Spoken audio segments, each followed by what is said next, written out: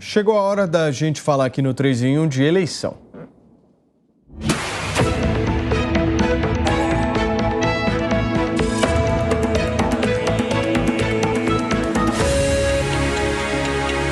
Eleições 2022. Primeiro debate entre os candidatos à presidência da República na televisão foi promovido pelo Grupo Bandeirantes, TV Cultura, Jornal Folha de São Paulo e pelo portal UOL e foi bastante marcado por uma série de troca de farpas entre os concorrentes. O principal foco ficou no presidente Jair Bolsonaro, que escolheu o ex-presidente Lula para falar a respeito de corrupção, que acabou não fazendo os esclarecimentos a respeito dessa questão. Ciro Gomes, Simone Tebet, Soraya Tronic e Luiz Felipe Dávila fizeram ataques a Lula e a Bolsonaro. Ministros e grande parte dos integrantes do governo federal comemoraram o desempenho do presidente da República. E eu quero dar uma olhadinha na enquete do 3 em 1 de hoje, que já tem o seu resultado parcial, certo, meu querido Eduardo Novak? Nós perguntamos a vocês quem é que ganhou o debate de ontem. Colocamos os 4 primeiros candidatos que estão liderando aí as pesquisas de intenção de voto. 88,99% do nosso público, os mais de 2.400 participantes disseram que quem ganhou foi o presidente da República, Jair Bolsonaro. 1,79% para Lula, 4,74% para Ciro Gomes e 0% para a senadora Simone Tebet. Eu quero uma avaliação de vocês. Eu vou repassar essa pergunta, Serrão. Quem é que levou essa ontem? Olha, claramente quem se deu bem na estratégia previamente planejada foi o Jair Bolsonaro. Inegavelmente. Ele foi para o debate preparado para o embate com Luiz Inácio Lula da Silva. O que Lula não esperava, ele sabia que ia ser atacado por Bolsonaro. O que ele não esperava é que os outros candidatos também batessem tanto nele, principalmente o Ciro Gomes. O Ciro Gomes até rejeitou de cara a possibilidade de qualquer aliança com o próprio Lula. Então, isso feriu o Lula, deixou ele ali bastante descontrolado até quando o Ciro Gomes deixou claro para ele que não teria condição de apoiá-lo por questões ligadas ao problema da corrupção. Então, essa marca indelével afetou o candidato do PT. A mesma marca que continua atrapalhando o PT desde 2018. O PT foi altamente prejudicado por essa imagem consolidada de partido ligado a malfeitos. Isso desde 2018. Era uma tendência que estava valendo e, pelo debate de ontem, deu para continuar a sentir que essa tendência continua muito forte. Então, o presidente Lula foi altamente prejudicado. Bolsonaro teve alguns baixos no debate quando ele foi Bolsonaro por ele mesmo. Naquele conflito com a jornalista Vera Magalhães, por exemplo, Bolsonaro foi ele mesmo. Causou desgaste entre um pedacinho do público? Sim. Mas entre a ala bolsonarista, aquilo ali foi comemorado como vitória, como título de Copa do Mundo. Então, é o estilo Bolsonaro que prevaleceu ontem e praticamente, pelos números, pelos percentuais que estamos vendo aí, em várias enquetes que estão sendo feitas, foi ele o grande ganhador, o grande beneficiário do debate de ontem. Ô Constantino, a campanha do ex-presidente Lula está um pouco frustrada com o desempenho dele ontem na televisão. Como é que isso pode afetar o desempenho eleitoral? Paulo, não é para menos, né? Lula foi o grande perdedor, fica muito claro que quando ele não tem ali um ambiente amigável, o papel voador também ajudando de alguma forma nas respostas, ou um William Bonner quase tirando selfie junto com ele, a coisa esquenta. E o tema principal foi o da corrupção e ele não soube responder. Então é óbvio, é indefensável. Ele teve que apelar para fake news, que ele foi absolvido pela ONU, o que é mentira, e a ONU não manda nada na justiça brasileira anyway, e mesmo pela justiça brasileira é mentira que ele foi absolvido, ele foi descondenado num malabarismo supremo. Então Lula foi de longe o principal perdedor, não deu para esconder a frustração da militância disfarçada de jornalismo. Ricardo Noblar, coitado, o Leitão lá, o filho da Miriam, todos eles estão desolados, lamentando a participação do seu candidato preferido nesse massacre, né? Que foi esse debate da Band. Tanto é verdade, Paulo, que eles tiveram que apelar para uma cortina de fumaça. E eles são tão previsíveis que eu cantei a pedra ontem, no domingo. Falei, toda a mídia vai falar do ataque sofrido pela jornalista. E isso é muito curioso, né? Porque essa é uma jornalista muito militante, né? Que diz que o presidente mente ao falar que teve lockdown no Brasil, mas elogia o lockdown por ter salvado vidas, né? É esse o grau de militância da Vera Magalhães. E ela simplesmente fez uma pergunta, palestra, atacando o presidente. E quando o presidente enquadrou, dizendo, Vera, você é uma vergonha para o jornalismo nacional, né? O jornalismo brasileiro, que é bastante factual cá entre nós, aí pronto, ele deu a senha para que todo mundo tentasse blindar a colega com base no feminismo, um feminismo muito estranho, que prega a igualdade de gênero, mas quando alguém rebate a uma agressão, a uma tentativa de ataque do próprio jornalista feminino, né, aí não pode. Ai, meu Deus, não pode falar assim com mulher. Então quer igualdade peronomútil. A própria Vera já está fazendo o que se espera dessa turma, que é bancar a vítima, fazer mimimi, e dizendo por aí, ele não pode suportar perguntas duras, e ataca pessoalmente. É mentira. O presidente chamou o nosso colega aqui de bancada de cara de bunda. Com todo respeito, Piperno, mas é mentira que ele só faz isso com mulheres. É mentira. Então isso é o jeito direto, meio tosco de ser do presidente, mas que muita gente gosta assim, porque lava a alma de quem não aguenta mais tanta militância disfarçada de jornalismo. Teve uma lá, todas elas puxando, né, cartadas ideológicas, querendo cota de mulher na política, e a outra lá disse, morrem a cada 7 minutos uma mulher de feminicídio no país. Isso daria 75 mil mortes por ano, só que morrem no Brasil 45 mil pessoas. A imensa maioria é homem jovem. Quer dizer, cadê as agências de checagem para ver esse absurdo? Na verdade é o seguinte, eu vou dizer aí e desafio a lupa a questionar. A cada 7 minutos no Brasil, um militante esquerdista disfarçado de jornalista inventa uma fake news contra o presidente da República. É disso que se trata. Então vamos lá. Essa cortina de fumaça não deu certo e tentaram apelar para que a Simone Tebet foi a grande vencedora. Gente, isso é muito bolha. A Folha de São Paulo entrevistou 60 indecisos e concluiu que foi a Simone Tebet a grande vencedora e Bolsonaro o grande perdedor. Só que dá uma olhada na enquete do Noblar. 120 mil votos a última vez que eu chequei, 70% quase a favor do Bolsonaro. De onde criaram a fantasia de que Simone Tebet foi a grande vencedora? É uma coisa ridícula. Então, de novo, né? Deixa a bolha, a mídia na sua bolha, que o povo está vendo o que está acontecendo. Piperno, o presidente da República chegou a te chamar até de piperone, não foi? Aconteceu esse fato também. Mas deixa eu pedir uma análise sua a respeito de uma estratégia, até por parte da presidente do PT, Gleisi Hoffmann, porque, segundo ela, Lula, para participar dos próximos debates, quer discutir regras, ou seja, quer trocar um pouco justamente das regras que foram estabelecidas, que, obviamente, beneficiaram os candidatos com menor intenção de voto, né? Olha, Paulo, eu acho essa manifestação dela uma grande bobagem. Ela provavelmente ficou muito feliz da vida na quinta-feira, quando o ex-presidente Lula foi muito bem no Jornal Nacional, e ontem ela deve ter ficado irritada porque ele não foi tão bem assim, né? Não atingiu os seus objetivos, que era principalmente o de estabelecer um melhor relacionamento com Ciro e Simone Tebet. Em relação ao Bolsonaro, o Constantino xingou, citou o dia que ele me xingou, ele chamou o Bonner lá de mentiroso e foi inescrupuloso com a Vera Magalhães ontem, como já tinha sido com a Patrícia Campos Melo, que foi uma outra entrevistadora de ontem, a Patrícia que inclusive recentemente ganhou na justiça uma indenização do presidente Bolsonaro, que diz que a Patrícia, né, troca o seu furo e tal, para dar furo por aí em mais uma manifestação chula e que a justiça condenou. Então, esse é o comportamento padrão. Agora, quando ele faz aquele tipo de ataque que fez a Vera Magalhães, é óbvio que, o bolsonarismo mais raiz, predatório, então vai adorar, bater palma, isso mesmo, tiozão do churrasco é assim mesmo, tiozão do Zap vai lá, aplaudir, a tiazola do Zap idem. Só que Bolsonaro precisa ir além desse público se quiser ganhar eleição.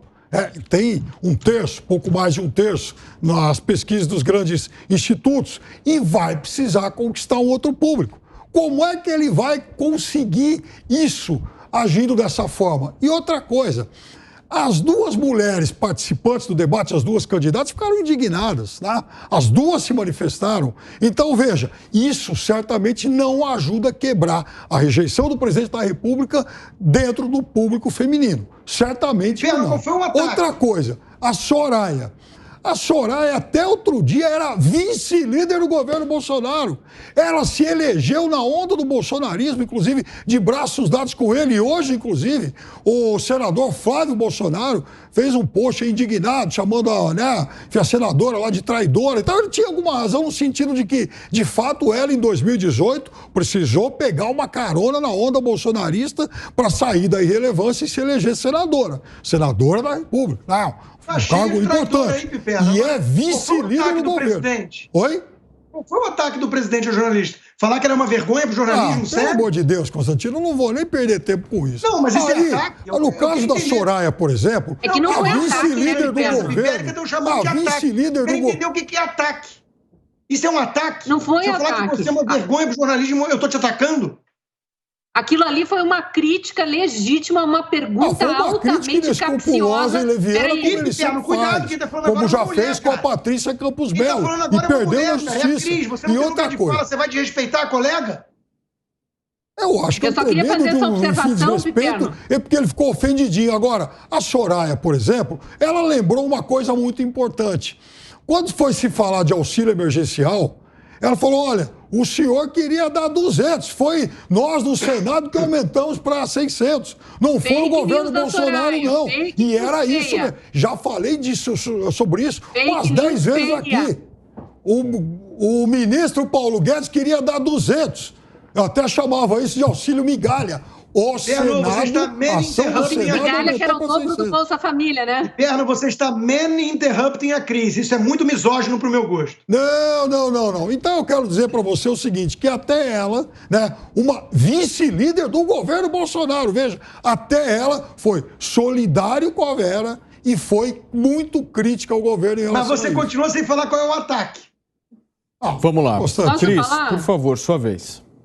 Posso falar? Primeiro eu preciso defender o meu colega Piperno aqui, Constantino, porque eu é que estava interrompendo ele, mas era para acrescentar uma opinião, estava tentando transformar isso aqui num bate-papo mesmo, porque eu não vejo, eu acho que eu tenho lugar, eu tenho lugar de fala aqui para dizer, e eu não vejo absolutamente nenhuma fala misógina ou machista ali, eu vejo uma crítica, por acaso, de um homem, por acaso uma mulher, que fez uma pergunta altamente capciosa, tentando induzir a audiência a achar algo que não aconteceu. Ela estava tentando imputar ao presidente da República uma campanha de não ter comprado, aquela narrativa da CPI da Covid, de não ter comprado vacina, de ter, com isso, provocado uma campanha de no consciente coletivo, uma campanha contra outras vacinas. Ela misturou um monte de coisa ali, foi altamente capciosa e já colocando o Ciro Gomes, né, elevando ali para o Ciro Gomes chutar uma bola, e ela fez uma artimanha ali, e tanto é verdade, Piperno, que a Fabíola Cidral, que é a outra jornalista que incorreu num erro gravíssimo ali, que pode ter sido uma confusão dela, essa história de uma mulher morre a cada 7 minutos, mas a Fabíola Cidral gravou um vídeo depois, rindo ali nos bastidores e dizendo, eu conversei com a Vera e ela me disse que ela fez a pergunta daquele jeito para provocar mesmo. Isso já está viralizado na internet, então parem com esse mimimi de misoginia, de me atacou. Ai, a Soraya veio em defesa, Simone Tebet, que lindas, as mulheres unidas jamais serão vencidas. Não houve ataque misógino, houve uma crítica. É muito menos grave do que a resposta de um cara que fala, você deve estar sonhando comigo, você quer dormir comigo. Eu já fui chamada de charlatã ao vivo aqui no ar, na Jovem Pan, e não me deixaram sequer me defender por um homem. Por acaso, um esquerdista. Infelizmente, aconteceu no ar. E eu não estou dizendo que foi um ataque misógino, não. Eu só acho que foi uma covardia. Mas ele me atacou e sequer me deixou me defender no ar. A pergunta expôs a militância esquerdista da Vera, que é conhecida, né? E vamos lá, o presidente foi às forras, esfregando a hipocrisia na cara de todos. Teve uma hora que ele pediu direito de resposta e conseguiu, usou os 45 segundos para fulminar todo mundo de uma vez só. Lembrou que depois que a Simone Tebet, na CPI circense, se calou diante da humilhação imposta por figuras como Renan Calheiros e Omar Aziz, a doutora Nise Yamaguchi, Uma médica séria que salva vidas. Ela se calou ali. Outra coisa, o Pipena elogia o jornalismo da Patrícia Campos Melo. Foi condenada na justiça por fake news contra Luciano Hang. É isso que essa turma faz. E tá de ganhou na justiça de Jair Bolsonaro. Vocês todos estão chamando agora de ataque. Agora é a justiça de Jair Bolsonaro. O que o presidente fez a jornalista. Eu quero entender qual foi o ataque. Falar que a pessoa é uma vergonha ao jornalismo é ataque aonde? Eu acho a Vera uma vergonha ao jornalismo. Eu acho todos vocês, militantes de esquerda, que se vendem como imparciais... Eu também acho esse chapa... eu também acho porta-voz chapa branca uma desonra. Então, vou fazer o quê? É juiz de valor. É juiz de valor, vou fazer o quê? Agora vamos falar aqui um fato concreto. Vamos lá. Vamos a um dado concreto. Sabe do que Bolsonaro está tirando grande benefício? Do erro tático da imprensa oposicionista a ele. A maioria da imprensa que ataca Bolsonaro tem feito ao presidente ataques pessoais. E aí, quando você faz ataque pessoal ao cara, você dá a margem para que ele também lhe devolva do ataque pessoal. E aí, essa guerra do sem fim beneficia quem? A militância bolsonarista, que adora isso. E aí, quem fica bem na fita em popularidade? O Jair Bolsonaro. Esse que é o ponto. Então, a política não está sendo discutida com política. O debate de ontem, aliás, parabéns a Bandeirantes, porque tentou fazer um debate. Só que o debate não aconteceu. Ontem, novamente, foi mais um debate-boca. Foram candidatos brigando entre si. Pouquíssima, quase nada de proposta concreta sobre o que um presidente tem que fazer ou deixar de fazer. Isso não aconteceu ontem, não vai acontecer em outros eventos também, porque ninguém quer discutir a coisa séria. Então, ontem, e quando entra a imprensa para fazer o debatezinho ideológico contra um candidato, acaba acontecendo a mesma coisa. Então, esse tipo de debate deveria ser restrito aos candidatos e eles que se matem entre eles. Agora, esses candidatos todos deveriam ter a vergonha de discutirem política. Até agora, todos os candidatos de oposição ao Bolsonaro não discutem política contra ele. Levam tudo para o lado pessoal. E, no fim das contas, o que acontece? Bolsonaro sai de vítima. Igual saiu na sabatina da TV Globo. Saiu de vítima.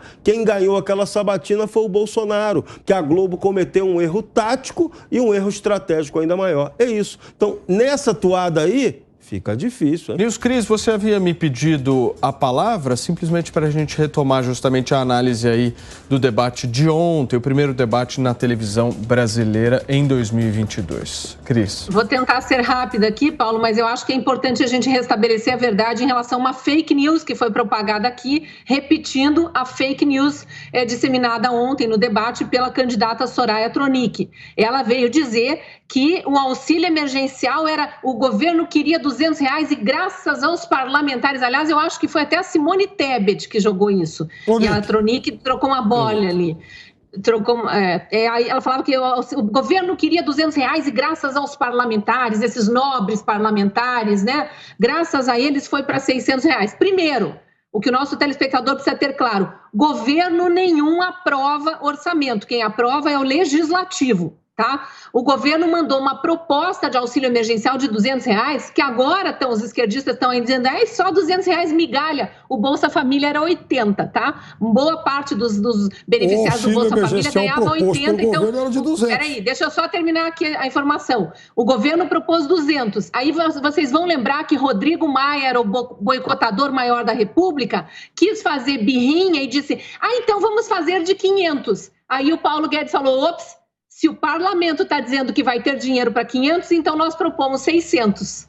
Foi essa a jogada. E aí o parlamento teve a obrigação de achar por onde tirar dinheiro, permitiu ao governo se endividar mais e foi dado um auxílio de 600. Foi assim. Não foi porque a Simone Tebet ou a Soraya Tronic, bonitinhas, foram lá e sugeriram 600, não. Foi de 600 Precisa ser dito com todas as letras. Da mesma forma que não foi de 600 pela generosidade de um governo que propôs inicialmente 200. porque tem responsabilidade, não queria estourar o teto de gastos, isso estava na proposta, Piperno, a gente tem que trazer informação completa, omitir informação é tão grave ninguém está omitindo, mentir. a proposta inicial era de R$200, da mesma forma que a LDO ainda propõe 400 de auxílio emergencial a partir de 1º de janeiro e não dos 600 que estão sendo pagos agora. Vamos dar uma olhadinha. A gente precisa ser justo e lembrar que naquele início de pandemia, o governo não tinha como pagar mais do que 200 porque ele ia inferir na lei de responsabilidade fiscal. Quando o Congresso aprovou aumentar o teto lá, estourar e tal, porque era uma questão de emergência, aprovou tudo aquilo, aí Rodrigo Maia quis pagar de bonitinho e fazer de R$500, aí o governo disse, não, então nós propomos 600. E foi o que foi aprovado.